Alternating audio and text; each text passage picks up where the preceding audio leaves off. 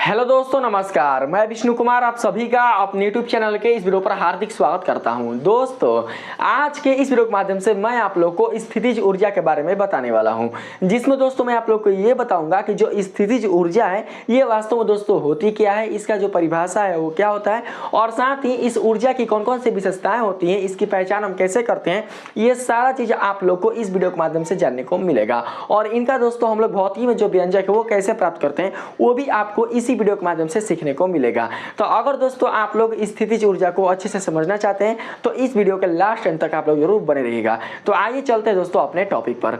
तो दोस्तों मैंने आप लोगों को पिछली वीडियो के माध्यम से ये बता दिया था कि अगर कोई वस्तु दोस्तों अपने विराम की स्थिति में होती है, अपने रेस्ट के फॉर्म में होती है, अर्थात जिसमें दोस्तों बिल्कुल भी कोई गति नहीं होती, तो उस स्थिति में उसकी जो दोस्तों ऊर्जा होती है वो आपके स्थितिज ऊर्जा के रूप में जानी जाती है। और जिस वस्तु में दोस्तों गति होती है, यानी जो वस्तु गतिमान अवस्था में होता है, जिसमें गति करने का गुण होता है, उसकी जो ऊर्जा होती है वो दोस्तों उसके गतिज ऊर्जा के रूप में जानी जाती है। तो यहाँ पर हम लोग इस वीडियो में समझने वाले हैं स्थितिज ऊर्जा के बारे में। तो कहीं ना कहीं दोस्तों आप लोग ये समझ सकते हैं कि अगर अब यहाँ बात हो रही है स्थितिज ऊर्जा का, तो दोस्तों इस ऊर्जा के लिए जो वस्तु होगी वो कहीं ना कहीं दोस्तों आपके रेस्ट के फॉर्म में होगी, यानी कि विराम के फॉर्म में होगी। क्योंकि दोस्तों विराम के लिए ही, रेस्ट के लिए ही दोस्तों जो आपकी वस्तु की जो ऊर्जा होती है वो कहीं ना कहीं आपके स्थितिज ऊर्जा के रूप में जानी जाती है। लेकिन हम लोग इसको परिभाषा के माध्यम से समझेंगे। आइए आप लोग दोस्तों परिभाषा पर जाने का प्रयास कीजिएगा। देखिए, हमने स्थितिज ऊर्जा का जो परिभाषा है वो कुछ इस प्रकार से लिया है, आप लोग देख सकते हैं।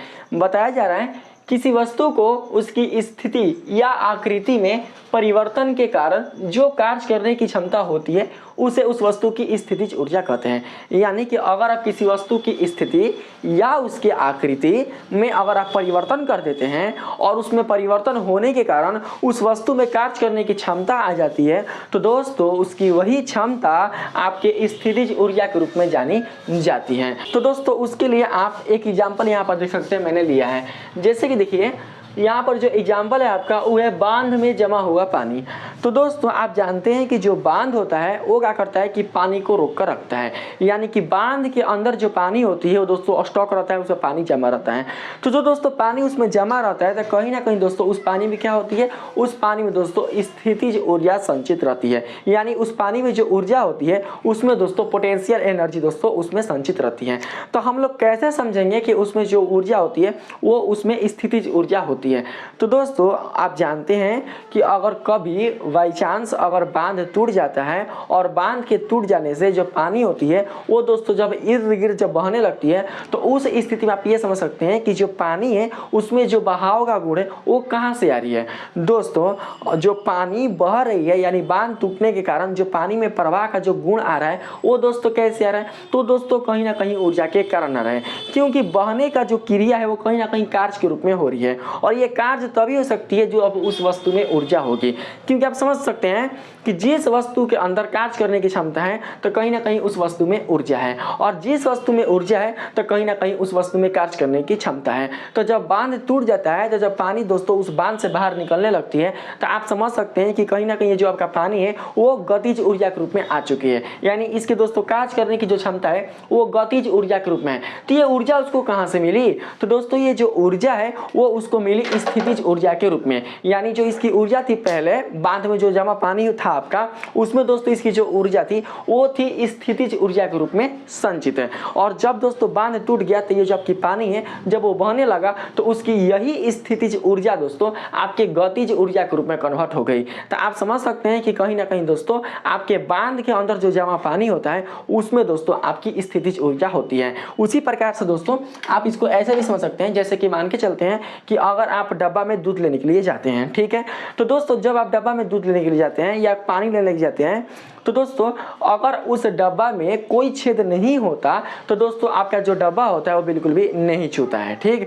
लेकिन अगर आपके डब्बा या आपके जो पात्र होता है, जो बर्तन होता है, अगर उसमें कोई अगर छेद हो जाती है तो उससे क्या होती है कि दोस्तों जो आपका दूध या जो जल होता है उससे बाहर आना वो शुरू कर देता है। तो आप यहाँ पर समझ सकते हैं कि उस बिंदु से, यानी जहाँ पर छेद हुआ है, जिस छिद्र से आपका जल गिर रहा है, तो कहीं ना कहीं दोस्तों वो जो जल है वो अपनी गतिज ऊर्जा को परिवर्तित कर रही है। यानी कि उससे वो दोस्तों गिर रही है यानी वो गति कर रही है, तो कहीं ना कहीं दोस्तों उसके अंदर गति करने की यह क्षमता है और उसकी यही गति करने की जो क्षमता है वो आपके गतिज ऊर्जा के रूप में जानी जाएगी। तो ये गति करने की जो क्षमता है वो कहाँ से मिली? तो दोस्तों ये मिली उसके स्थितिज ऊर्जा से, क्योंकि डब्बा के अंदर जो आपने दूध को कलेक्ट किया था, जो दोस्तों दूध आपके डब्बा के अंदर जमा था, तो वो दोस्तों जो दूध की जो ऊर्जा थी वो कहीं ना कहीं स्थितिज ऊर्जा के रूप में वो संचित थी। बाद में दोस्तों जब उस डब्बा से जो आपका दूध गिरने लगा तो उसकी जो वही स्थिति जो ऊर्जा है वो दोस्तों कन्वर्ट हो गई किस ऊर्जा के रूप में? तो गतिज ऊर्जा के रूप में। यहाँ देख सकते हैं जैसे कि टेबल पर रखी किताब। तो दोस्तों देखिए, जैसे कि हम मान के चलते हैं कि हमारे पास दोस्तों एक यहाँ पर टेबल है, ठीक है। हम यहाँ पर दोस्तों एक टेबल को यहाँ पर ले लेते हैं, ठीक है। यहाँ पर हमने एक टेबल को ले लिया और दोस्तों मान के चलते हैं कि इस टेबल पर अगर कोई एक किताब दोस्तों रखा हुआ है, मान के चलते हैं कि ये किताब यही है, ठीक है। इस किताब को दोस्तों हम यहाँ पर क्या करते हैं, रख देते हैं। तो दोस्तों देख सकते हैं कि जब हम इस टेबल पर इस किताब को रखें तो देखने से ऐसा लग रहा है कि इस किताब के पास कोई भी ऊर्जा नहीं है, यानी इसकी ऊर्जा बिल्कुल भी दिखाई नहीं देती। देखिए, अगर कोई वस्तु गति कर रही है, कोई वस्तु अगर गतिमान में है, तो हम लोग बोल सकते हैं कि उस वस्तु के अंतर गति करने की क्षमता है और इसकी यही क्षमता उसके गतिज ऊर्जा के रूप में जानी जाती है। यानी उस स्थिति में उसकी जो दोस्तों ऊर्जा है वो दिखाई पड़ती है, वो बिल्कुल भी दोस्तों गुप्त नहीं रहती। लेकिन अगर आप बात करें यहाँ पर हम लोग स्थितिज ऊर्जा का, तो स्थितिज ऊर्जा जो है दोस्तों वो बिल्कुल भी दिखाई नहीं देती है, यानी यह दोस्तों अपने गुप्त फॉर्म में रहती है। इसीलिए हम लोग किसी वस्तु का जो स्थितिज ऊर्जा है उसे हम लोग गुप्त ऊर्जा के रूप में भी जानते हैं, क्योंकि दोस्तों यह गुप्त रूप में उपस्थित रहती है। तो देख सकते हैं मैंने एग्जाम्पल भी लिखाया है यहाँ पर, जैसे विशेषता में कि किसी वस्तु की स्थितिज ऊर्जा गुप्त रूप में संचित ऊर्जा है, यानी गुप्त रूप में यानी छिपी हुई ऊर्जा है। आप जानते हैं कि दोस्तों बांध के अंदर जो जमा हुआ पानी है उसके अंदर कोई ऊर्जा है नहीं पता है, लेकिन अगर बांध टूट जाए तो तुरंत ये जो पानी होगा वो दोस्तों अपने आप को प्रवाह में लाना शुरू कर देगा। तो आप समझ सकते हैं कि बांध टूटने से पहले जो उसमें जमा जो पानी है, जो उसमें कलेक्ट किया गया जो जल है, उसके अंदर दोस्तों पोटेंशियल एनर्जी है, ठीक है। उसी प्रकार से अगर देख सकते हैं कि यहाँ पर जो टेबल पर किताब रखा हुआ है, आपको देखने से पता चल रहा है कि इसके अंदर कोई भी ऊर्जा नहीं है। लेकिन दोस्तों अगर आप इस टेबल को हटा दो तो दोस्तों ये जो आपका किताब होगा वो क्या करेगा, वो दोस्तों नीचे चला जाएगा। जब दोस्तों वो नीचे चला जाएगा तो हम लोग बोल सकते हैं कि इसके अंदर क्या था, इसके अंदर दोस्तों पोटेंशियल एनर्जी था, यानी इसके अंदर दोस्तों स्थितिज ऊर्जा था। तो दोस्तों कोई बोलेगा ना कि सर टेबल को हटाएंगे तो किताब नीचे जाएगा, तो ये दोस्तों तो सर टेबल को हटाए तो सर टेबल को हटाएंगे तो किताब नीचे जाएगा, तो वो तो गुरुत्व बल के कारण जाएगा, तो फिर इसमें उसका स्थितिज ऊर्जा से क्या लेना देना। तो दोस्तों देखिए, ऊर्जा का मतलब होता है कार्य से। जब आप टेबल को हटाते हो तो हालांकि जो आपका ये किताब है वो दोस्तों नीचे की ओर गिरता है पृथ्वी के गुरुत्व बल के कारण, तो दोस्तों कार्य तो हो रहा है ना, यानी जो आपकी पृथ्वी है वो अपने गुरुत्व बल के कारण इस किताब पर कार्य तो कर रही है ना, अपने गुरुत्व बल के कारण क्या करती है कि इस पर दोस्तों कार्य करती है। और आपको पता है कि कार्य का मतलब होता है बल अगुणे विस्थापन, यानी जिस वस्तु पर बल लगाया जाता है अगर वह वस्तु विस्थापित होती है तो वही दोस्तों उसका जो कार्य होगा वो उसके एनर्जी के रूप में जाना जाता है, यानी कि ऊर्जा के रूप में जाना जाता है। तो जो पृथ्वी है वो क्या करती है कि इस किताब पर बल लगाती है, और बल लगाने के साथ ये जो वस्तु होती है वो दोस्तों बल की दिशा में विस्थापित होती है, यानी पृथ्वी की ओर विस्थापित होती है। तो कहीं ना कहीं दोस्तों ये जो आपका किताब है वो कार्य कर रहा है, जब कार्य कर रहा है तो दोस्तों कहीं ना कहीं इसके अंदर ऊर्जा होगी, और जब ऊर्जा होगी तो दोस्तों आप देख सकते हैं कि टेबल पर जब ये किताब रखा हुआ है तो उस समय इसकी ऊर्जा नहीं दिखाई दे रही है, लेकिन जब आप टेबल को हटा लिए तो अब ये दोस्तों जो आपका किताब है वो अपने गति के फॉर्म में आ गई, यानी अब नीचे वो गिर रही है, अब वो गतिमान अपने गति के दोस्तों स्टेट में आ चुकी है। तो वो गति के स्टेट में क्यों आई, क्योंकि दोस्तों पहले से इसके पास संचित ऊर्जा क्या थी, वो दोस्तों विद्यमान थी, और फिर यही दोस्तों जो इसकी संचित ऊर्जा जो कि हम स्थिति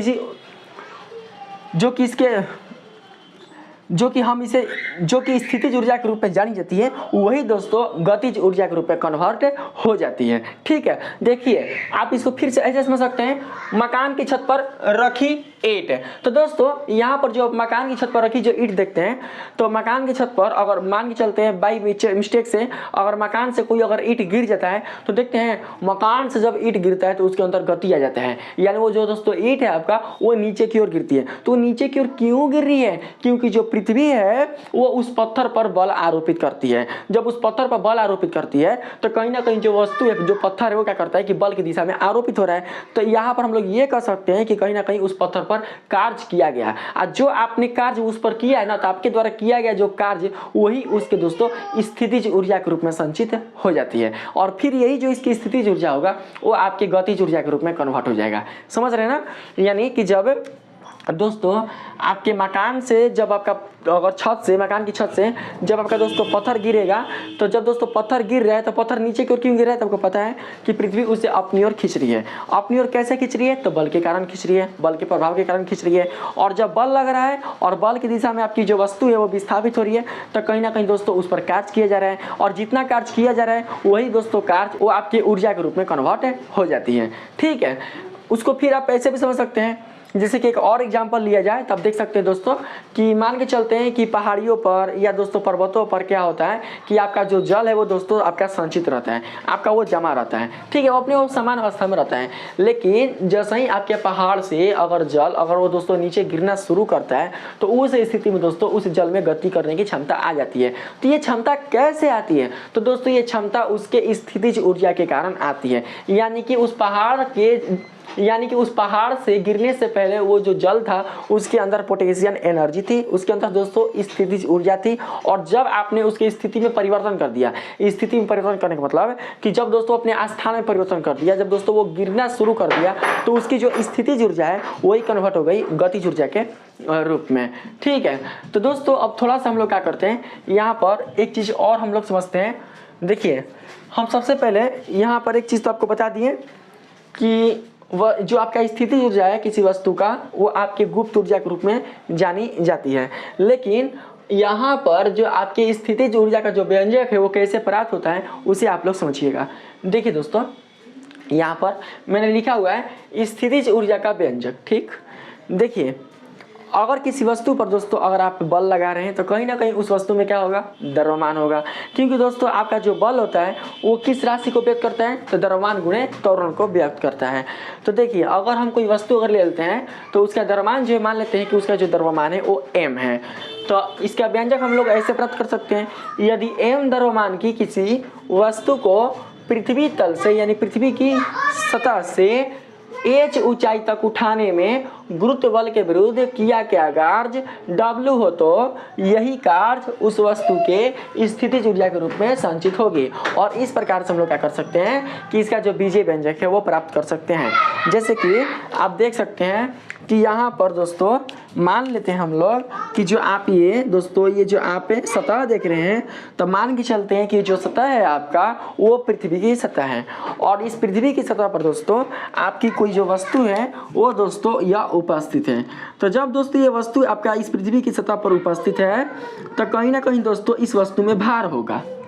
मैंने क्या बताया? जब पृथ्वी की सतह पर यह वस्तु दोस्तों आपकी उपस्थित है तो कहीं ना कहीं इस वस्तु में भार होगा। तो भार को हम लोग क्या करते हैं कि W से डिनोट करते हैं। किससे डिनोट करते हैं? W से। और ये दोस्तों जो आपका W है वो अपने किस राशि को व्यक्त करता है? तो इस वस्तु के द्रव्यमान और पृथ्वी के गुरुत्वीय त्वरण को निरूपित करता है, यानी M और G का जो गुणनफल है वही दोस्तों इस वस्तु के भार के रूप में जानी जाती है। तो जब दोस्तों यह वस्तु आपके पृथ्वी की सतह पर था तो उस स्थिति में इसका जो दोस्तों भार था वो कहीं ना कहीं W के रूप में था। ठीक है, तो अब देखिए यहाँ पर हम लोग क्या करते हैं कि दोस्तों अब इस पर हम लोग कार्य करते हैं, क्योंकि आपको पता है कि जो आप कार्य करोगे ना वही दोस्तों कार्य आपके ऊर्जा के रूप में संचित होगी। ठीक है, देखिए दोस्तों ध्यान से, यहाँ पर ये वस्तु आपका रखा हुआ है, तो हम क्या करते हैं कि इसी वस्तु को h ऊंचाई तक हम उठाते हैं। यहाँ पर ये वस्तु रखा हुआ है और हम इसी वस्तु को देख सकते हैं कि इतना डिस्टेंस, यानी जो डिस्टेंस है आपकी वो मान लेते हैं कि h ऊंचाई है, तो हम इस वस्तु को h ऊंचाई तक उठाते हैं। m द्रव्यमान वाली किसी वस्तु को हम h ऊंचाई तक उठाते हैं। तो दोस्तों देखिए आप इसको h ऊंचाई तक कैसे उठा सकते हैं? तो दोस्तों आप इसको h ऊंचाई तक बल के कारण उठा सकते हैं, और ये जो बल होना चाहिए वो दोस्तों कैसा होना चाहिए? तो दोस्तों ये जो बल होना चाहिए वो दोस्तों आपके गुरुत्व बल से ज़्यादा होना चाहिए, क्योंकि दोस्तों आप समझ सकते हैं कि ये जो आपकी वस्तु है m द्रव्यमान वाली वो पृथ्वी की सतह पर इसलिए है क्योंकि दोस्तों पृथ्वी ने क्या किया है कि इस वस्तु पर बल लगाया है और अपने बल के कारण ही दोस्तों इस वस्तु को अपने सतह पर रखी है।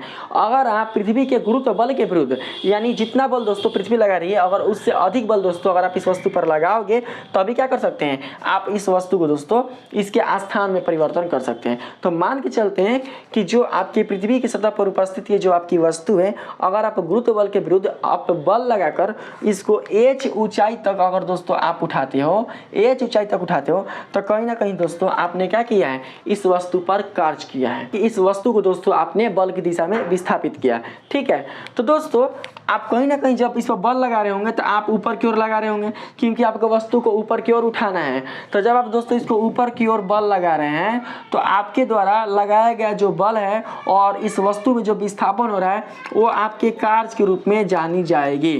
किस रूप में जानी जाएगी, कार्य के रूप में जानी जाएगी। और आपने ये जो कार्य किया वो कहाँ तक कार्य किया, तो दोस्तों वो आपने कार्य किया h ऊंचाई तक। तो दोस्तों अगर हम आपसे बोले कि आपके द्वारा किया गया जो कार्य है वो कितना होगा, तो दोस्तों आप समझ सकते हैं कि आपके द्वारा किया गया जो कार्य है वो होगा W बराबर F इंटू S। ठीक है, ये दोस्तों आपके द्वारा कार्य हुआ। तो देखिए आपको पता है कि यहाँ पर दोस्तों जो F होगा, देखिएगा जो F होगा वो दोस्तों आपके भार के रूप में परिवर्तित हो जाएगा। यानी कि जो आपका बल होता है ना, जो देखिए जो पृथ्वी का गुरुत्व बल होता है वही दोस्तों भार के रूप में जाना जाता है, आपको इतना पता होगा। तो यहाँ पर जो F है वो दोस्तों आपके गुरुत्व बल के रूप में आएगा। तो हम लोग क्या करते हैं कि यहाँ पर दोस्तों हम लोग W को लिख लेते हैं, ठीक। और ये जो S देख रहे हैं ये विस्थापन को बता रहा है। तो आपने जो विस्थापन है वो कितना किया, तो दोस्तों आपने विस्थापन इस वस्तु में h ऊंचाई तक किया, तो यहाँ पर हो जाएगा h यानी W इंटू एच। और साथ ही दोस्तों आप लोग देख सकते हैं कि W बराबर है कितना, तो mg यानी द्रव्यमान गुणे त्वरण। तो यहाँ पर लिख सकते हैं W के स्थान पर mg, और साथ ही दोस्तों देख सकते हैं कि आपके S के स्थान पर कौन है, तो h, तो यहाँ पर आ जाएगा h। और इस प्रकार से आपका जो व्यंजक है वो निकल कर आ जाता है mgh। और जो कार्य वही ऊर्जा है, तो W है आपका कार्य, तो इसका ऊर्जा का होगा यानी U क्या हो जाएगा, तो U इक्वल टू हो जाएगा mgh। इस तरीके से अगर ना समझे हो तो दोस्तों आप इस तरीके से समझ सकते हैं। देखिए जैसे कि मान के चलते हैं, देखिए मान के चलते हैं दोस्तों कि अगर इस वस्तु का भार मान के चलते हैं अगर mg है, ठीक है, इस वस्तु का भार mg है, और आप क्या करते हैं कि इस वस्तु को 1 मीटर की ऊंचाई तक उठाते हैं, 1 मीटर की ऊंचाई तक। तो दोस्तों जब आप इसको 1 मीटर की ऊंचाई तक जब आप इसको उठाओगे तो इसके दोस्तों जानते हैं, इसके दोस्तों भार में कोई परिवर्तन नहीं होगा। यानी W बराबर जानते क्या रह जाएगा, W बराबर रह जाएगा mg को अगर 1 मीटर से अगर आप मल्टीप्लाई करोगे तो कितना आएगा, mg आएगा। तो यहाँ पर हम लोग लिख लेंगे mg, ठीक है। यानी 1 मीटर तक जब आप इसको उठाओगे तो दोस्तों इसके भार में कोई भी परिवर्तन नहीं होगा, बहुत ही कम परिवर्तन होगा। तो हम यहाँ पर ओनली पर क्या किए हैं, mg यहाँ पर दोस्तों लिख सकते हैं। तो आप यहाँ पर ऐसे भी समझ सकते हैं कि जब किसी वस्तु पर कम या निम्न बल लगाया जाता है तो दोस्तों उसमें जो इसकी स्थिति जो ऊर्जा होती है वो बहुत ही कम देखने को मिलती है, ठीक है। तो देख सकते हैं कि पहले भी mg था और अभी भी दोस्तों mg है जब आपने इस वस्तु को 1 मीटर की ऊंचाई तक उठाया है। लेकिन अगर आप इस वस्तु को 2 मीटर की ऊंचाई तक अगर उठाते हो, 2 मीटर की ऊंचाई तक, तो उस स्थिति में दोस्तों अब आपका जो कार्य होगा वो दिखेगा, यानी कि आपने कितना ऊंचाई तक उठाया है वो आपको दिखेगा।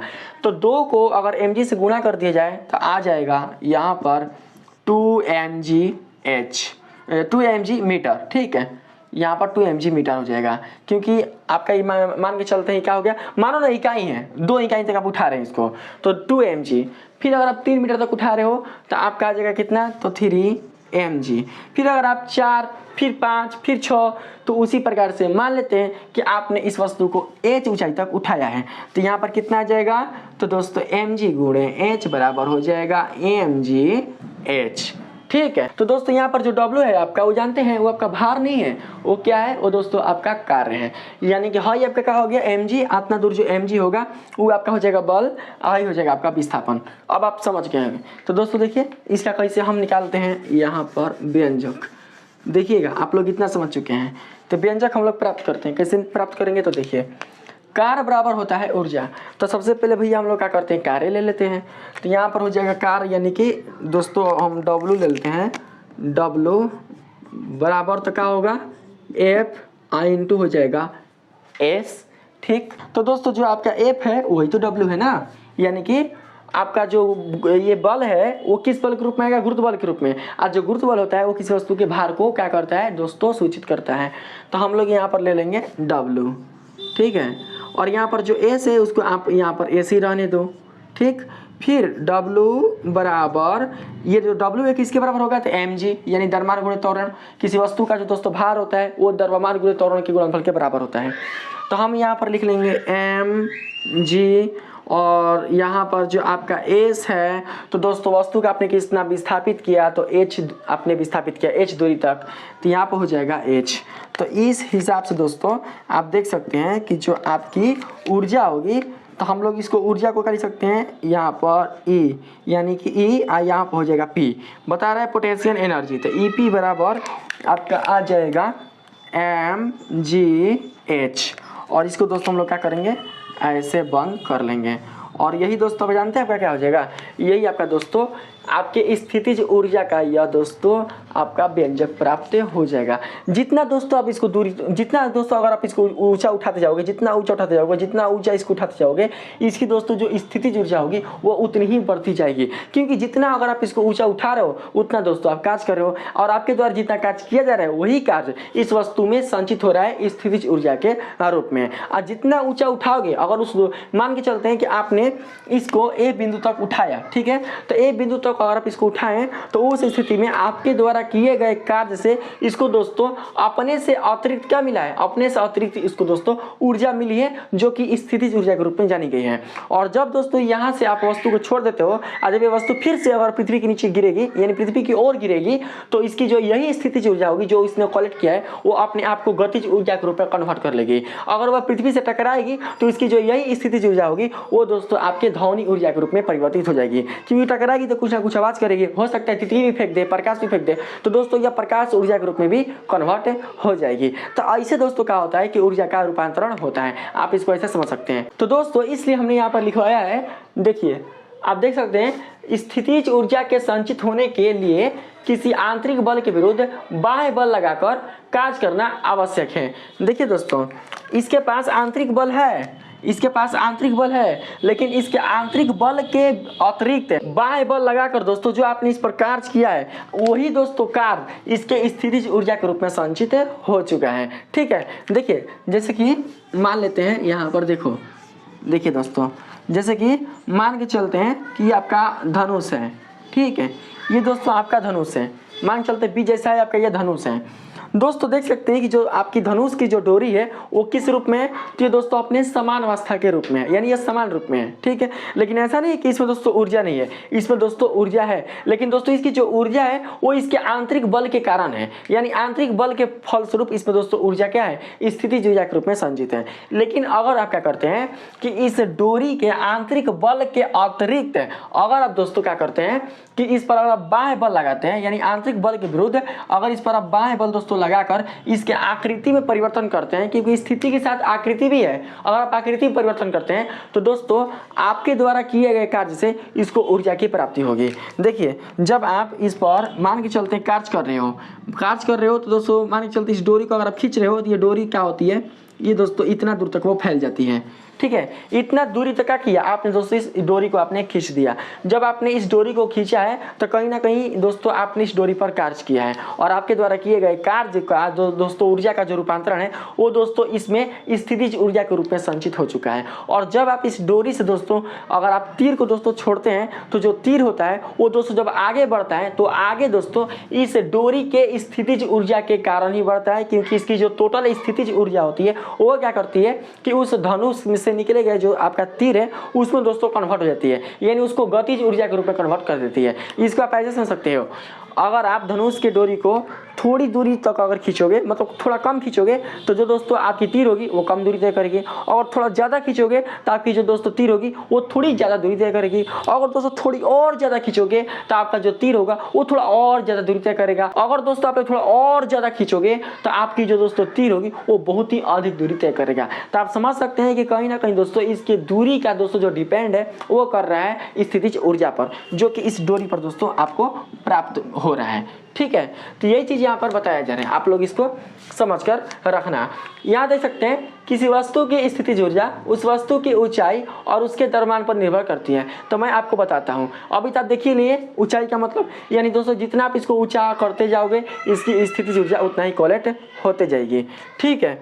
इधर कुछ है तो आप लोग देख सकते हैं, बताया जा रहा है यह एक प्रकार का आपेक्षिक ऊर्जा है। समझ सकते हैं आपेक्षिक करने का मतलब कि आपने डोरी को दोस्तों कम खींचा तो दोस्तों जो आपका तीर था वो कम दूरी तय किया, आपने ज़्यादा खींचा तो जो तीर है वो दोस्तों ज़्यादा दूरी तय किया। तो देख सकते हैं दोस्तों कि जितना कार्य आप करोगे उस कार्य के अनुसार ही दोस्तों आपकी जो दोस्तों डोरी है उसमें स्थितिज ऊर्जा कन्वर्ट होगी और उसी स्थितिज ऊर्जा के अनुसार जो तीर है वो अपने गतिज ऊर्जा को प्राप्त करेगा। ठीक है, आगे आप यहाँ पर समझ के रखना, स्थितिज ऊर्जा समरूपण के कारण कार्य करने की क्षमता है। तो मैंने बताइए किया कि आप दोस्तों देखिए मैंने एग्जांपल दिया था ना आप लोग को यहाँ पर, जैसे कि दोस्तों मैंने एग्जांपल आप लोग को दिया था जिसमें चलते हैं कि आपका पहाड़ है, आप पहाड़ पर जो आपका पानी कॉलेट है तो वो दोस्तों जब आपका पानी कॉलेट है वो अपने स्थितिज ऊर्जा के फल स्वरूप वहाँ पर वो कॉलेट है, और जब दोस्तों आपकी पानी पहाड़ जब नीचे की ओर जब गिरती है तो उसकी जो वही स्थितिज ऊर्जा है वो दोस्तों कन्वर्ट हो जाती है गतिज ऊर्जा के रूप में। और जब दोस्तों वो उस पानी से जो पानी दोस्तों आपके पहाड़ से जो नीचे गिर रही है,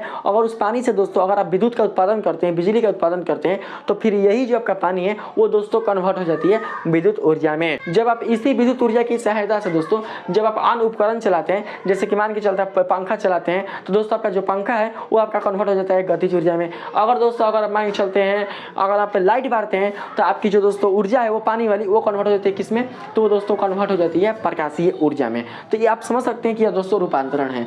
ठीक है, आगे देख सकते हैं, वस्तु और पृथ्वी की दूरी जितनी अधिक होगी उसकी स्थितिज ऊर्जा उतनी ही अधिक होगी। मैंने बता दिया आप लोग को, जितना ऊंचा आप पृथ्वी की सतह से वस्तु को उठाते जाइएगा दोस्तों इसकी जो स्थितिज ऊर्जा होगी वो उतनी ही बढ़ती जाएगी। जितना ऊंचा दोस्तों अगर आप इसको उठाते जाओ इसकी स्थितिज ऊर्जा दोस्तों वो बढ़ती जाएगी, क्योंकि यहाँ पे इसको उठाने के लिए क्या कर रहे हैं, कार्य करते जा रहे हैं। ठीक है, अब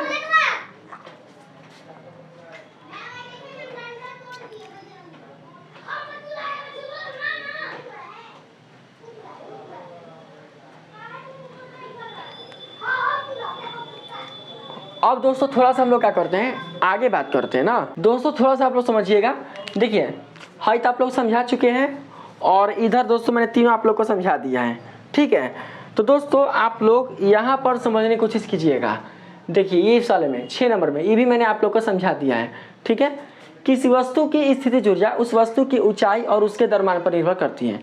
कैसे, तो आप लोग समझना। देखिए दोस्तों मान के चलते हैं कि ये कोई दोस्तों आपका आनत तल है। ठीक है, मान लेते हैं कि ये दोस्तों कोई आपका आनत तल है, आनत तल। ठीक है, आनत तल है, और मान के चलते हैं दोस्तों यहाँ पर कोई एक मान के चलते हैं दोस्तों यहाँ पर एक पेंसिल मान के चलते हैं, पेंसिल। ठीक है, एक पेंसिल है, और यहाँ पर हम लोग मान के चलते हैं कि दोस्तों यहाँ पर ये बिंदु ए है और इस बिंदु ए पर एक दोस्तों बैटरी रखी गई है, पेंसिल वाली दोस्तों यहाँ पर एक बैटरी रखी गई है, मान लेते हैं पेंसिल वाली बैटरी रखी गई है। ठीक है दोस्तों, जब हम इस आनत तल मतलब जो दोस्तों क्या बोलते हैं झुकावदार तल होता है ना, उसको बोलते हैं आनत तल। मान के चलते हैं कि झुकावदार है। ठीक है, जब दोस्तों हम लोग इस तल से जब बिंदु ए से हम लोग इस पेंसिल वाली बैटरी जो कि दोस्तों इसमें द्रव्यमान होता है पेंसिल वाली बैटरी में, जब इस पेंसिल वाली बैटरी को दोस्तों अगर हम छोड़ते हैं तो ये पेंसिल वाली जो बैटरी है वो क्या करती है कि इस आनत तल से लुढ़कते हुए इस पेंसिल पर प्रहार करती है, यानी इस पेंसिल को धक्का देती है। जब दोस्तों ये पेंसिल को धक्का देगी तो ये जो पेंसिल होगी वो क्या करती है कि दोस्तों कुछ दूरी वो तय करती है। मान लेते हैं कि दोस्तों इसके द्वारा यहाँ पर बल लगने के कारण जो पेंसिल है वो मान के चलते हैं कि वो इतना दूरी वो तय की, यानी वो यहाँ तक दूरी वो दोस्तों तय की है।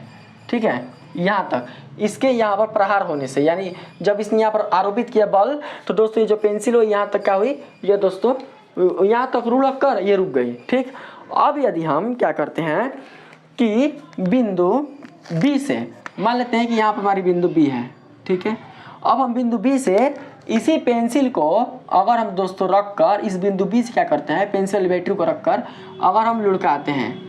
ठीक है, यही आपका पेंसिल वाली बैटरी है। थोड़ा फिगर बढ़िया से नहीं बन रहा है तो आप लोग खाली समझना जो मैं आप लोग को समझा रहा हूँ।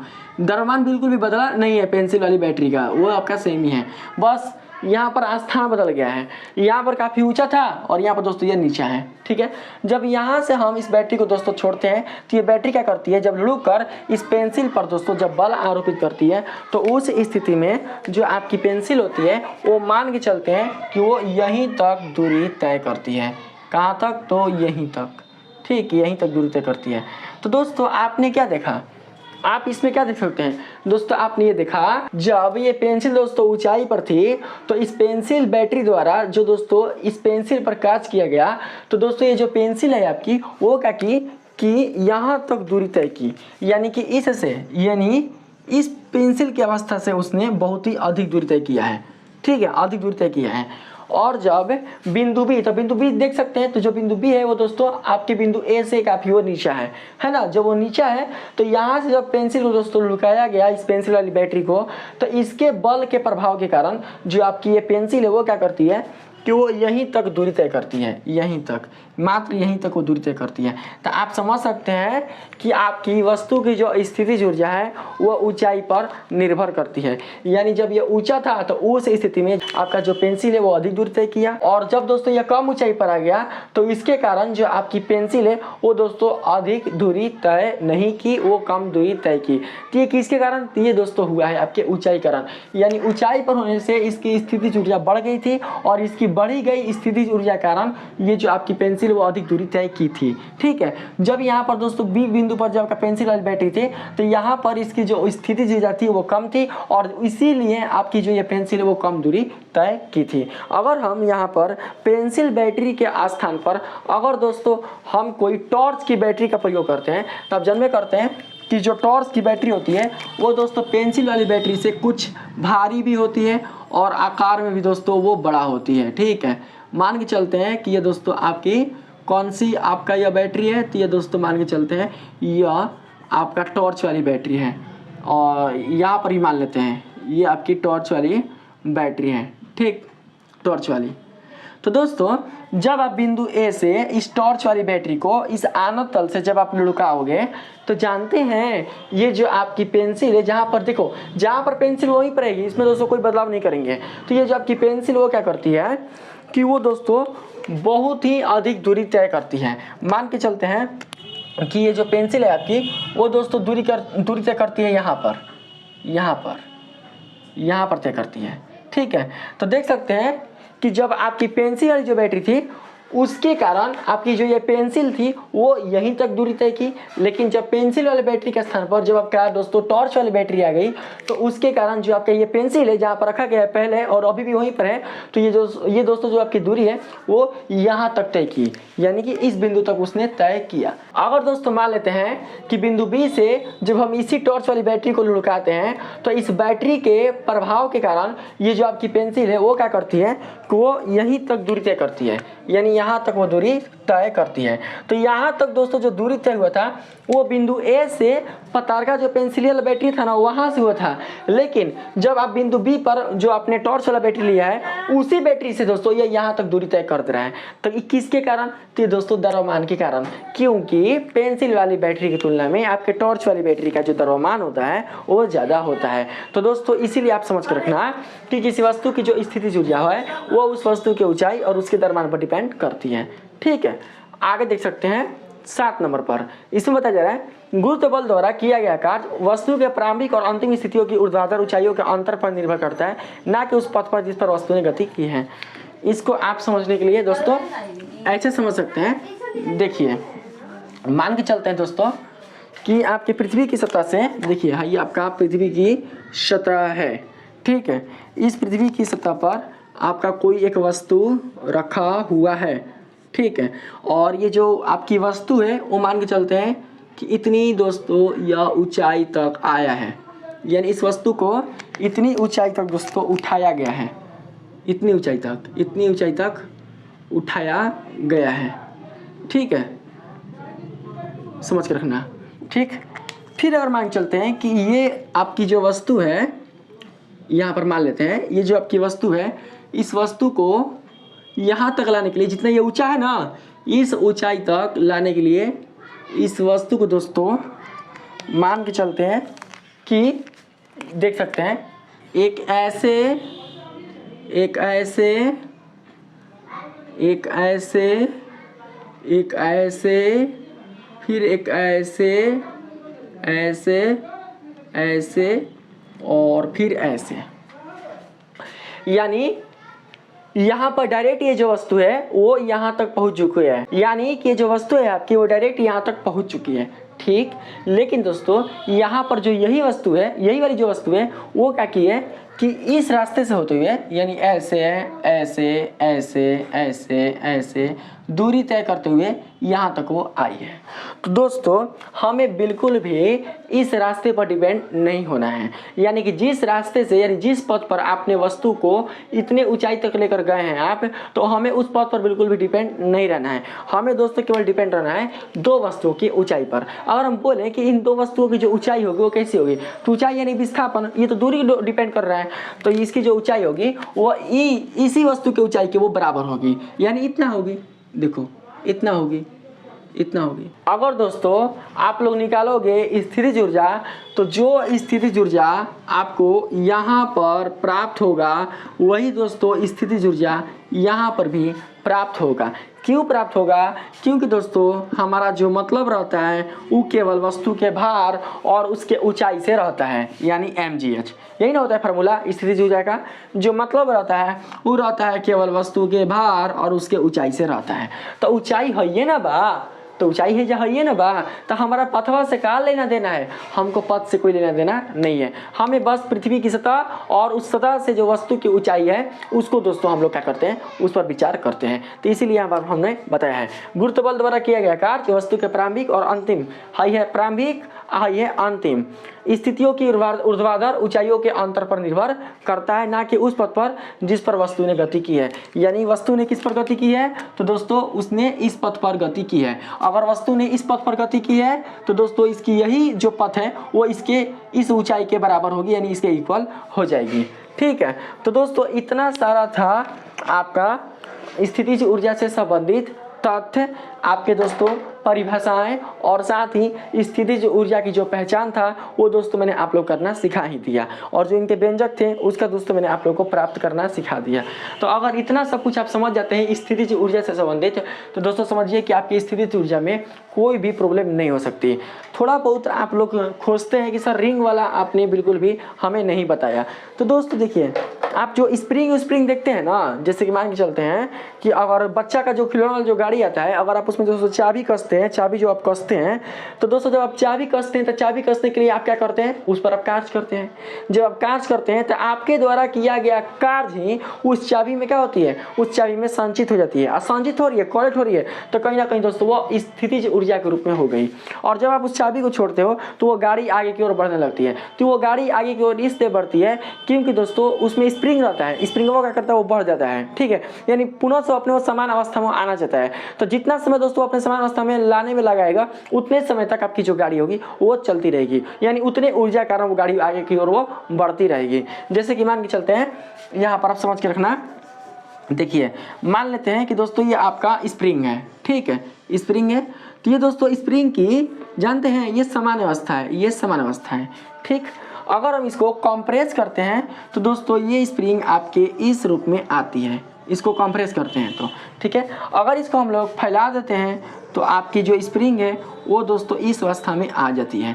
तो आप देख सकते हैं कि आपने मान के चलते हैं कि इस स्प्रिंग को दोस्तों आपने x दूरी तक क्या किया है, इसको संपीड़ित किया है, यानी कंप्रेस किया है।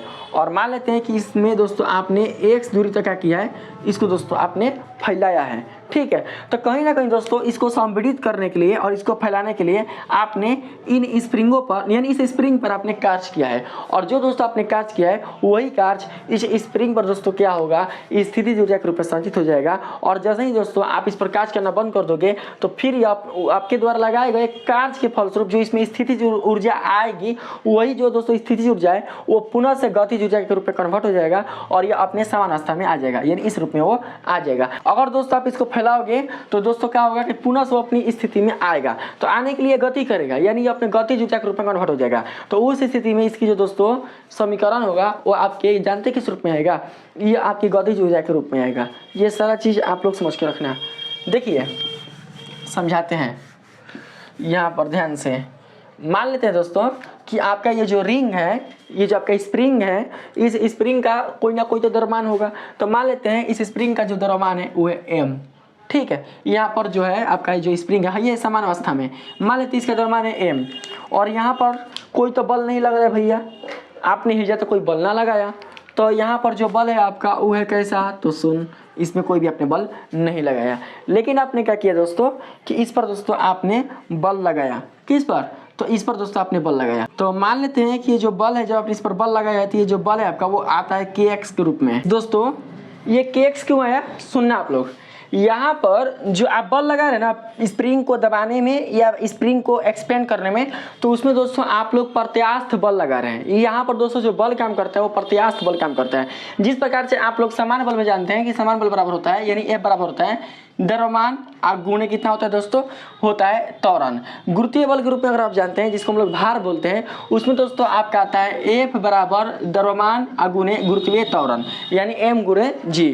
ठीक उसी प्रकार से दोस्तों आपके प्रत्यास्थ बल के लिए आता है F बराबर द्रव्यमान और गुणे जो आपका यहाँ पर, जैसे कि यहाँ पर त्वरण है, यहाँ पर गुरुत्वीय त्वरण है, तो यहाँ पर दोस्तों जो त्वरण है वो दोस्तों आपके दूरी के लिए आता है, यानी कितनी दूरी तक आपने इसको विस्थापित किया है। तो मान के चलते हैं कि हमने इस स्प्रिंग को x दूरी तक हमने क्या किया है, इसको विस्थापित किया है, यानी हमने एक्सपेंड किया है, फैलाया है।